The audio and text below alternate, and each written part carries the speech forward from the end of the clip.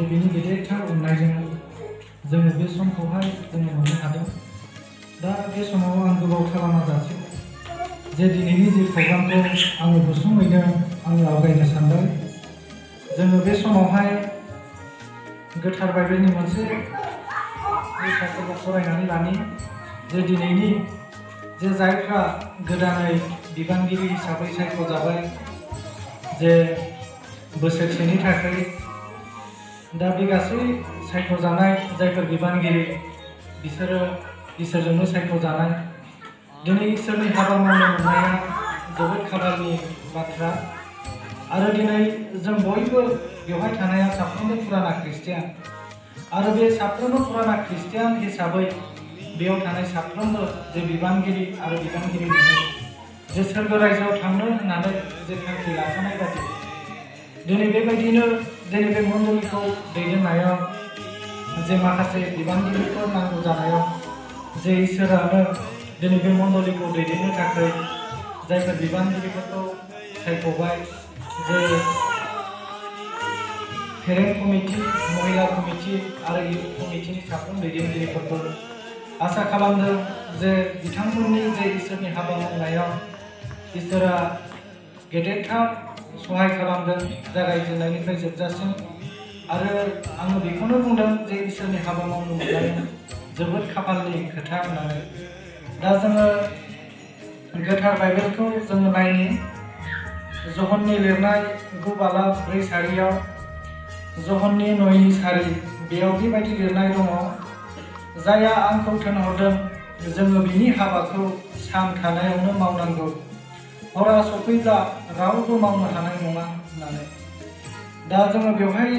जोङो मिथिनो हाबाय जे सान थानायावनो जोङो जायहा थिनहरदों, जायहा आंखौ थिनहरदों जोङो बिनि हाबाखौ जोङो सान थानायावनो मावनांगौ, हरा सफैब्ला मावनो हाया होननानै। दा बेयाव जेसेबांनाखि बिबानगिरिफोर दङ बिसोर गासैबो बे स्रांखौनो मोननो हादों आरो दिनै स्रांखौ मोननो हानायखाय आरो इसोरनि बाथ्राया जेरै बुंदों जे स्रां सहैनायखाय बे सान थानायावनो जोंहा इसोरनि हाबाखौ मावनांगौ। मानोना हरा सफैब्ला जोङो बेवहाय इसोरनि हाबाखौ मावनो खाबु गैया। दा बेबायदिनो इसोरनि बोरखौहाय बेबायदिनो गुबुन गुबुन बाहागोआव राननाय जादों। दिनै बेवहाय गासैबो जायफ्रा बिबान मोनबाय दिनै साफ्रोमबो जे इसोरा गाव गावनि जिबनाव मोनफा मोनफा जे बोर होदोंमोन, बे दिनैनि बिबान लानानै खामानि मावनाया इसोरनि होनाय मोनफा मोनफा बोर। दिनै जोङो 1 करन्थियानि 12:4 11 नायोब्ला जोङो नुनो मोनो आरो इसोरा जोंनो जि बोरखौ होबाय दिनै बे बोरखौ लानानै जोङो मावनो नांगौ। मानोना जोङो गाव इसोरनि होनाय बोरखौ लानानै जोङो इसोरनि थाखाय जोङो हाबा मावाब्ला दिनै जोंहा बेसेबांबा दुखुनांथाव जागोन। आरो दिनै जोङो जे इसोरा जोंनो जि बोरफोरखौ होबाय बेखौ लानानै जोङो बे बोसोरसेनि जे बिबानखौ जोङो मावनो आगान सुरलांनि। बे 1 बोसोरनि जे बिबान लानानै खामानि मावनाय समाव दिनै साफ्रोम बिबानगिरिफोरनियाव बेबायदिनो गोबां समस्याफ्रा फैनो हागौ। माब्लाबा गुबुनजों सोंखारि जानाय, माब्लाबा मिनिजानाय, माब्लाबा बोराब जानाय, असनमान होजानाया बेबायदि फैनो हागौ। बेफोर समफ्राव जोङो सैसोनांगोन, दिनै दुखु लानांगोन, गावखौ हमथानांगोन। मानोना बेवहाय जायफोर गोदान बिबान लाबाय बिसोरो इसोरनिनो बिबान आरो इसोरनि बिबानखौ लानानै मावनांगौआ एसेबां गोरलै नङा। दिनै इसोरनि जे बिबानखौ लानानै खामानि मावनायाव जोंहा गोबां सैसोनांगौ दङ। दिनै जोङो सैसोनांगौ आरो दिनै जोङो दुखु दाहाखौ रुजुननानै दिनै सैसोनायनि गेजेरजों गावनि मावनो गोनां जि खामानिखौ जोङो मावलांनांगोन। जोंहा बेवहाय आशीर्बाद उनाव मोनहैगोन। दिनै जोङो नायोब्ला नुनो मोनो जे दिनै जिसु ख्रिस्ट'आ हायाव थानाय समावबो बेबो गोबां सैसोनायनि गेजेरजों गावनि जे मावनो गोनां बिबानखौ मावलांदों। दिनै बेनिखायनो जिसु ख्रिस्ट'आ बे मोनसे बाथ्राखौ बुंलांदों, जायहा गावनि क्रुसखौ बाननानै आंनि उन उन फैगोन, जायहा गावनि क्रुसखौ बाननानै आंनि लामाजों फैगोन बिसो आंनि सेला होननानै। जायहा गावनि क्रुसखौ बाननानै आंनि लामाजों फैया बियो आंनि सेला नङा होननानै। माथाइनि 10 बालावनि 38 सारियाव जोङो नायोब्ला नुनो मोनो क्रुस बाननायनि जे बिबानखौनो जोङो मिथिगौ क्रुस बाननायनि ओंथियानो बेनो सैनांनाय जोङो सैसोनांगोन आरो दिनै जोङो पावलनि सैनांनायखौबो जोङो नायोब्ला नुनो मोनो दिनै इसोरनि हाबा मावनायाव पावलाबो गोबां सैनांनाया बिनि जिबनाव फैदों अब्लाबो सैसोनायनि गेजेरजों जि गावनि मावनो गोनां जि दायित्व बिबानखौ जे बियो मोनबाय बेखौ बियो मावफुंदों दिनै पावलनि सैनांनायखौ जोङो नायोब्ला 2 करन्थियानि 11नि 23निफ्राय 29 सिमाव जोङो नायोब्ला नुयो आरो बेबायदिनो दिनै जिसु ख्रीष्टनि बाथ्रा जिसु ख्रीष्टआ जेब्ला बे हायाव दङमोन जे इसोरनि बिबानखौ लानानै दिनै बियो खामानि मावनाय समाव जोङो माथाइनि 27नि 12निफ्राय 14 सिमाव जोङो नायोब्ला नुयो जेब्लानाखि जिसु ख्रीष्टखौहाय बेबायदिनो इसोरनि हाबा मावनायनि थाखाय दिनै गाहाय दौरि गागिफ्रा पिलातनियाव लांदों दिनै दाय गैया गारानो आरो जेब्लानाखि पिलातआ गाहाय दौरि आरो गागिफ्रा पिलातनो बेबायदि जिसु ख्रीष्टनि जेङा नङैखौनो एरदों दिनै बे समावहाय जिसु ख्रीष्टआ फंसेबो उत्तर होआखै दिनै बेखौ नुनानै पिलातआबो मिथिदों आरो दिनै पिलातआ नङैखौ बुंबाय होननानै गाहाय दौरि गागिफोरा नङैखौ बुंबाय होननानै बे मिथिनानै जिसु ख्रीष्टखौ बुंदों जे नोंनि सायाव बिसोरो इसेबां इनाय बाथ्राखौ बुंबाय नोङो मानो सिरि थाखो होननानै अब्ला जिसु ख्रीष्टआ फंसेबो बुंफिनाखै दिनै बिनि ओंथिया बेनो जे जोङो इसोरनि बिबान लानायाव जोंनियाव बेबायदि दुखु दाहा समस्या सैनांनाया फैखागोन नोंनि मावनो लानाय खामानिया दिनै गावनि बिबानखौ सैथोजों मावलाङोब्लानो जोंहा बेवहाय देरहासारनाय दङ दिनै बेबायदिनो जोंनि बिबान लानायफ्राव बिबानगिरिफोरनियाव सोरजोंबा मोजां मोनजानाय सोरजोंबा गाज्रि मोनजानाय बे थासारिया फैखागोन मानोना दिनै न'खर गंसेयावनो जोङो मिथिगौ जे मोनसे ओंख्रिखौ सङोब्ला न'खराव मानसिया बुरजाब्ला सासेया बे ओंख्रिखौ मोजां मोना सासेया बे ओंख्रिखौ मोजां मोनो बेबायदिया थाखायो बेनिखायनो गावनि बिबानखौ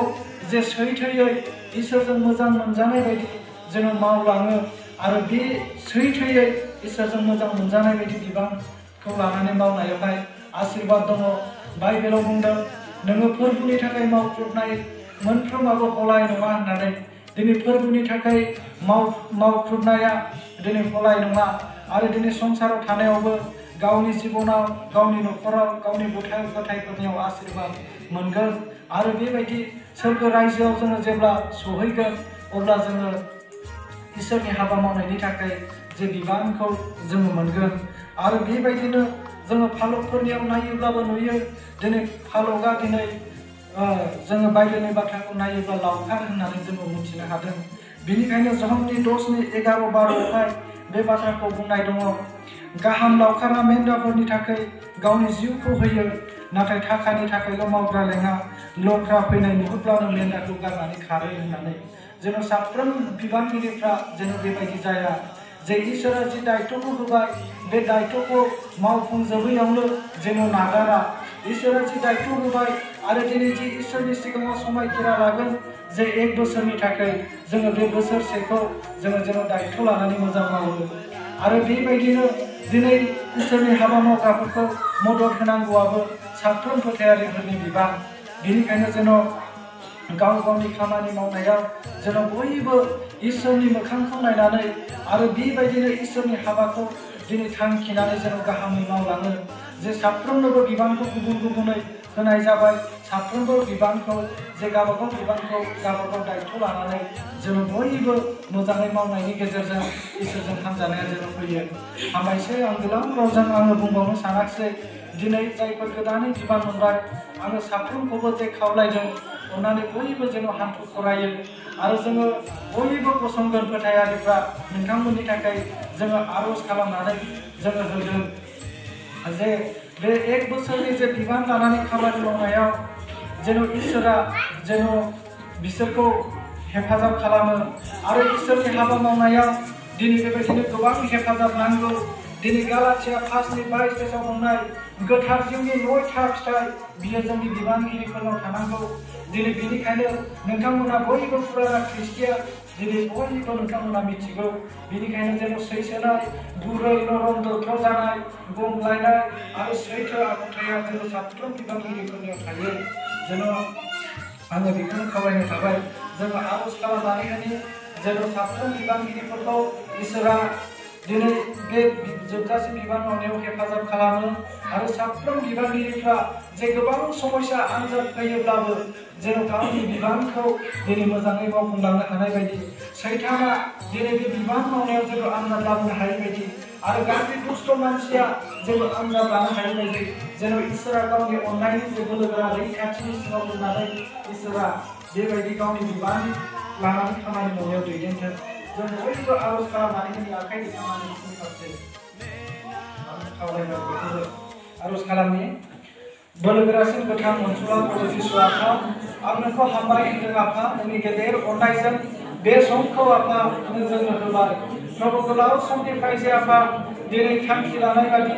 बे आफा बे समखौ आफा जों मोननो हादों प्रभु नोंखौ हामबाय होनदों बेनि थाखाय आफा दायो आरज गथायदों बे बालि बिथा गोजोनपुरि आफा बे